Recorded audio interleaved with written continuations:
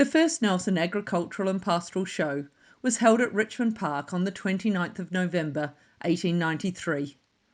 It was thought that an annual show would be the best way to bring the settlers together to compare farming notes, as well as to create a bit of friendly rivalry in the hope that this would improve the quality of stock in the region. The first show day was declared a general holiday and around 4,000 people attended. The main entertainment was the light horse section, the carriage horses and pony classes. As well as the cattle, sheep, pigs and milking cows, there were competitions for cheese, butter, bread, scones, agricultural implements, colonial-made harnesses, ale, porter and hot beer. However, after 25 successful shows, 1918 marked the first year that the AMP show didn't run. In the minutes of the AMP Association Annual General Meeting, 1918 was described as one of the most important in the history of the association. 11 a.m. on the 11th of November 1918, the armistice was signed. On that same day, the Nelson Hospital received a notice from Wellington to close all places of resort. The list included all theatres, moving picture theatres, dancing halls, billiard saloons, concert rooms, shooting galleries, as well as schools, buildings for public entertainment, race meetings, exhibitions and shows. On November 14th, the government announced further restrictions to combat the Spanish epidemic. Schools, colleges and universities were shut down, along with all barbershops and hairdressers. A call for volunteers was made, from messenger boys to babysitters and cooks, to feed the sick. People trained as nurses were asked to offer their medical services, and members of the public were asked to give up their motor cars to transport them around the region. And instead of hosting the annual show, the grandstand had been commandeered by the Epidemic Committee to become a temporary hospital. The following is not a play, but a series of imagined, improvised conversations based on historical facts. So mentions of people, places, and influenza treatments are all real. Our aim was to give insight into what life might have been like for the people of Richmond at that time. It's Saturday, 23rd of November, 1918, the day that the 26th annual AMP show should have started. Good afternoon, I'm Dr. Washbourne. I'm here to see Mrs. Thomas and to check on the patients. Clarence Morgan. I'm a builder. I've been working on the renovations of the temporary hospital. Oh, right, and did you have anything to do with the rebuilding of the grandstand after the fire? Yes, I've been here for the whole 4 months working under Mr. Stringer. Nasty business that fire was. It was indeed. Hard to believe that fire was March last year, and now we have a brand new grandstand. Gosh, I remember that night well. The whole sky was illuminated with the light from it, and yet by 5 in the morning, nothing but smouldering ruins. It's a good thing Mr. Hawksworth called it in when he did. Otherwise, I'm afraid we wouldn't have been able to save the adjoining buildings. Indeed. And I was very busy that morning, dealing with the smoke inhalation for the firemen and so on. Nasty, nasty business. We can't risk it happening again. That's why we have the fire bucket on hand. Excellent, excellent. Now, gosh, it was only Wednesday gone that we got the Epidemic Committee to request the use of the refreshment rooms as a temporary hospital. You've done an awful lot of work in such a short time. Yes, I started by putting in a partition in the refreshment room to separate it into 2 wards, one with 7 beds and one with 8. And and I've just finished installing the bath in the staff quarters. Oh, I'm sure that'll be much appreciated. And all praise and gratitude must be given to the Waimea Electric Light Company for installing electric light in the ward and the kitchens and the sculleries, not to mention the grounds. Yeah, and the new telephone has just been installed this morning. Oh, that's marvellous, because Mrs. Thomas will need to get hold of me immediately if there's any change in the patients. Now, I've bought a stretcher from Nelson Hospital. Would you mind fetching that from my car? Yes, of course. Thank you. Dr. Washbourne, I hope I haven't kept you waiting. Not at all, Mrs. Thomas. I know how busy you and your volunteers must be with our patients. Oh, now may I introduce you to Mrs. Frances Potts, one of our most dedicated volunteers at the temporary hospital. A pleasure to meet you, Mrs. Potts, and thank you so much for donating your time. Yes, of course. In times like this, we must all band together. We have 31 volunteers now helping here at the grandstand. What a marvellous effort they're doing. And how are you coping? I believe Doctors Bett and McKillop have come down with the influenza themselves. They have, so it's very difficult for those of us who are still well.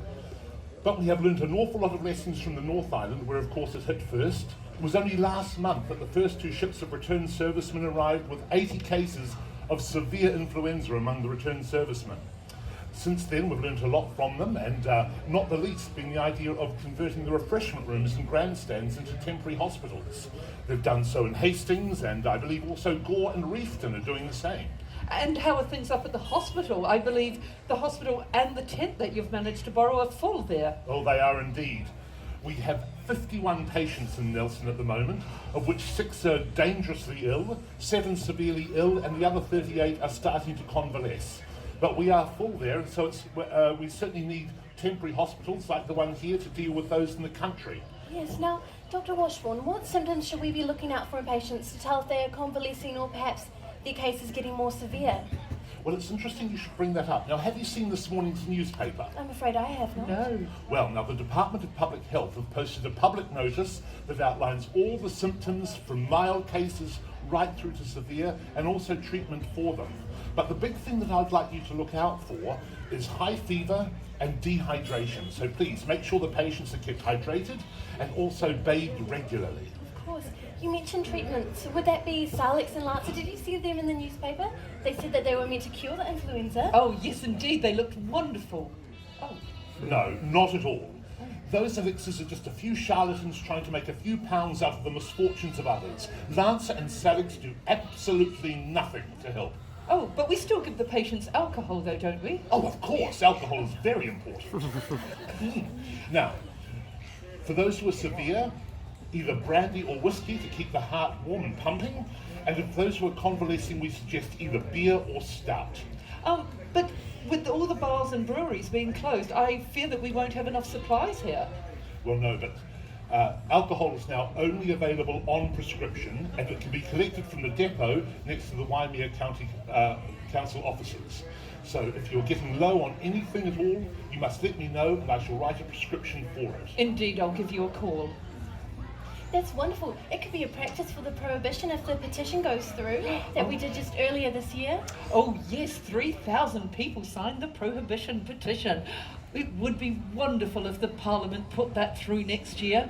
Well, we got the 6 o'clock closing because reasonable people like us signed the petition for that. Of course. Dr. Washburn, were you in support? Absolutely, of course. My husband James was very glad that he didn't go off to war until after he had signed the prohibition petition. Now tell me, are we still meant to smoke? I understand that in the newspaper it suggested that would ward off the germs. Absolutely. Smoking, cigarettes or pipes, it doesn't matter, but we suggest everyone start smoking because that kills all the germs that are lurking in the lungs and keeps you healthy. So it's very important, Mrs. Thomas, that both you and your volunteers take regular cigarette breaks to maintain your good health. Well, I believe you've taken up smoking yourself, haven't you, my dear? Yes, myself and all my friends. It's so good. And do you think we'll get one of the inhalation sprayers here? No, I know they've got a very good one in Christchurch where they've converted one of the trains, but I don't think we have time to do that. At the moment, we only have one zinc sulfate sprayer, which is kept at the Nelson County Council chambers, and every evening that is moved down to the port so that those passengers disembarking can be sprayed. Oh, yes, I believe Captain Collins is doing a marvellous job there. He certainly is. Now, Mrs. Thomas, I must go and check on the patients in the ward. I'll see you before I return to Nelson. Oh, thank you so much, Dr. Washburn. Thank you. I must say, hearing Dr. Washburn talk about the 80 severe cases returning on the ships from Auckland, it makes me worry about my James. Oh, indeed, my dear.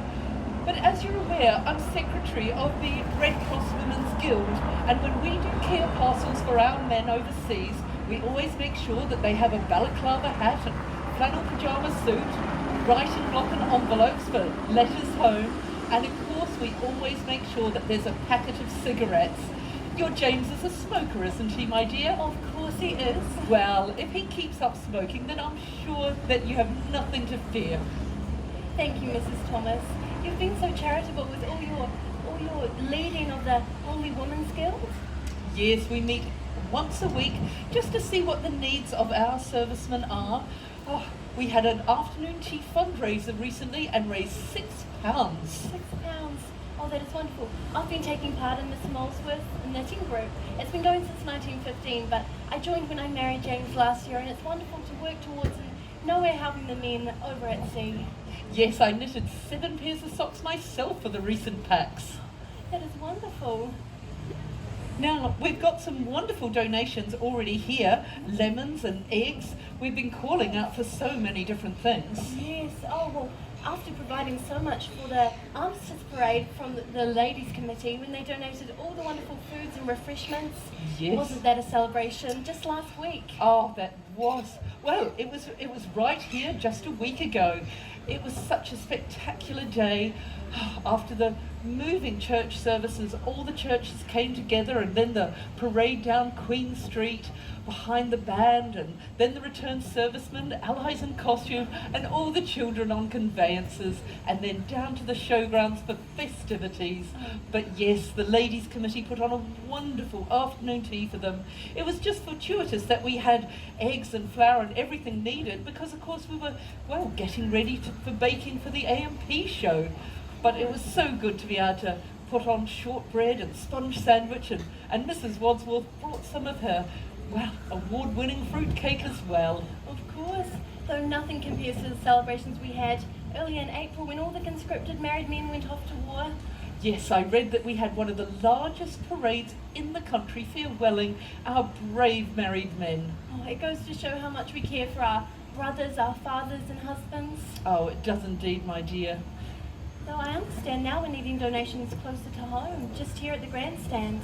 Well, yes, so we're still after cakes and blankets, and we do need to look after, well, the patients and the volunteers as well. Of course. Well, I understand these blankets were donated just earlier. Shall I go take care of them? Oh, yes, if you could please just check on them and then prepare them to take down to the hospital. Yes.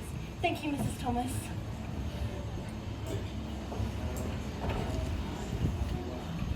Hello, Mr. Thomas. I've just brought a stretcher that Dr. Washburn on board to set up in the ward. Oh, that's so good. I am quite concerned that we already have 14 out of our 15 beds full. Yes, well, we do have ample room for many more. Now we just need to be worried whether we can get more beds. Oh, yes, indeed. It is quite a stressful time. My husband, Mr. Thomas, is auditor of the AMP Association, and so he knows how much work the committee put in every year to put on the annual show. And, after all the work, they had to cancel it for the influenza. But you have to do what you need to in these times. Yes, and it's a good thing that the AMP Association gave the go-ahead to the epidemic committee as soon as they did, because I swear I needed all 3 days that I could have. Oh, yes, you've put in so much work. It was so wonderful. Just fortuitous, I guess, that you were here on site. Now, isn't your husband also the town clerk?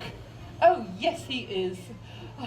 He's had such a busy time recently. As you might be aware, the mayor, Mr. Wilkes, was away when news of the armistice came in. It was actually the deputy mayor who received notice at 9 o'clock on the 12th of November that the armistice had been signed. Oh, yes, and when they got the news, all the fire bells, school bells and whistles that went off, it was quite a lovely sound. It was glorious. And then, of course, the celebrations on the Saturday. Were you there at all? Oh, I was, yes. Mr. Wilkes gave such a nice speech, and so did Mr. Smith, the chairman of the education board, and Mr. Boyce, the head teacher. They spoke of the importance of the occasion, and that was very nice. Yes, well, I think it was most appropriate because every child from Hope, Ransell, and Richmond School were here in the afternoon for the games and festivities. Yes, did you know that I actually volunteered to help engage the children in supervised sports here at Richmond Park? Oh, that was most charitable of you. Yes. I heard some of them mention that your husband was thinking of reintroducing the wild bird egg subsidy. Well, indeed, he already has. It's quite disturbing that so many wild birds have been stripping the crops of their grain, and so he reintroduced the policy, and so for every dozen eggs that the children bring down to the council depot on a Friday afternoon, they receive twopence a dozen. Well, I remember doing it when I was a child, and it was a favourite hobby of mine. Oh yes, it is such a good activity. Now, I see Frances back there folding blankets. Do you think she might need a hand? Yes, if you don't mind. Thank you, Clarence. Ah, Mrs. Thomas. The Oh, patients are all doing very well. Thank you so much, Dr. Washburn. Please, join me for tea. Certainly.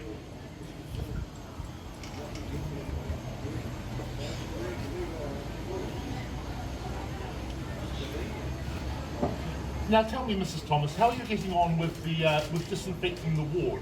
You obviously can't use the sulphur candles to disinfect, as we need the ward to be bright and open and airy. Have you managed to make up some formalin solution at all? Yes, so I've managed to dilute some formalin with water, and I'm making sure that the volunteers thoroughly clean the ward twice a day. But the sulphur candles aren't going to waste. I've given them to the family members of our patients and also to the volunteers, making sure that they burn them, blocking the chimney, of course, so the smoke doesn't go to waste, and then a thorough spring clean of the house and of their yards. We need to do everything we possibly can to stop the spread of this nasty influenza. We certainly do. And please, do remind your volunteers and visitors that they must refrain from public gatherings. Oh, indeed. Well, I believe that the Return Services Carnival has been postponed until next year for that very reason. Yes, the banks have been closed, the hotels closed, and also the telegraph office. But you know, I was reading in the newspaper yesterday and I was very disturbed. It seems that there are some women out there who are, well, they're still shopping. They're buying haberdashery and draperies and soft goods and so on.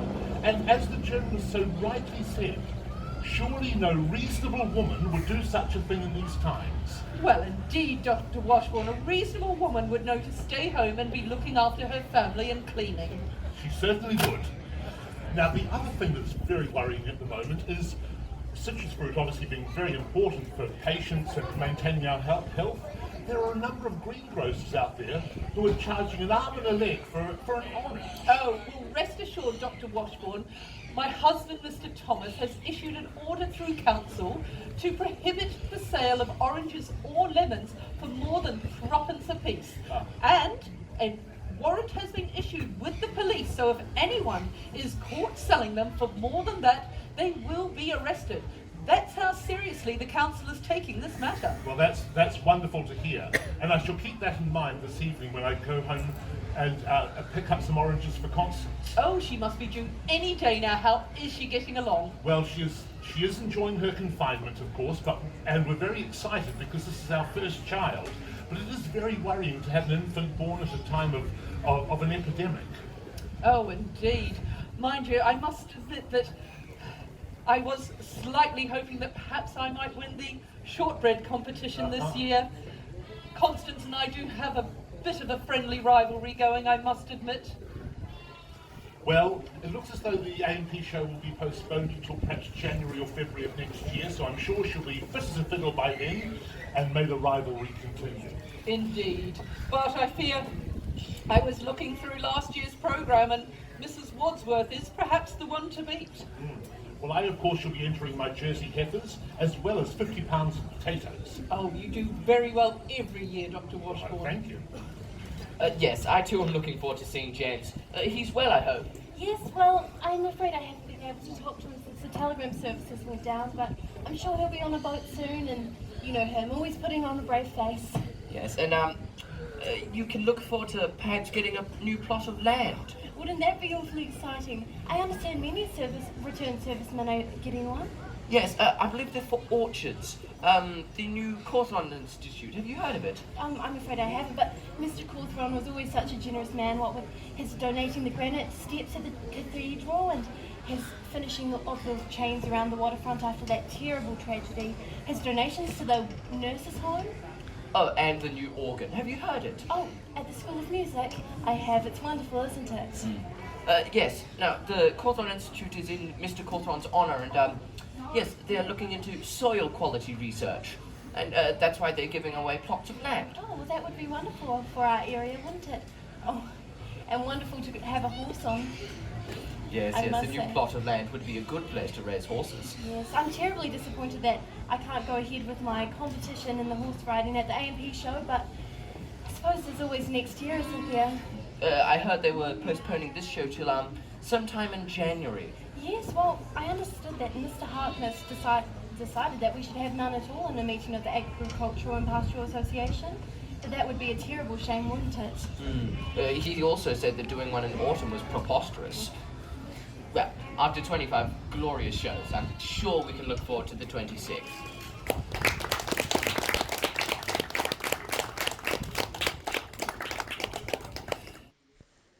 The 1918 flu departed almost as suddenly as it arrived.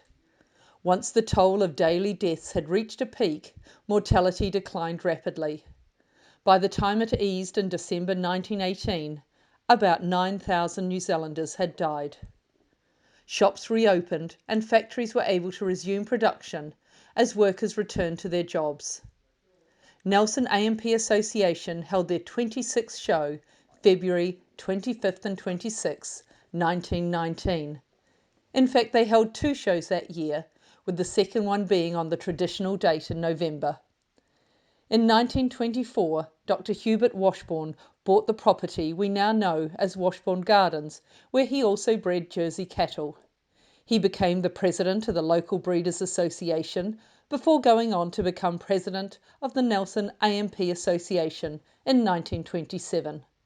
That same year, however, Dr. Washburn died as a result of an attack of acute pneumonia. November 17, 1928, the Washburn Memorial Gates at the front of the Richmond Park were unveiled to recognise his role as newly elected president of the AMP Association.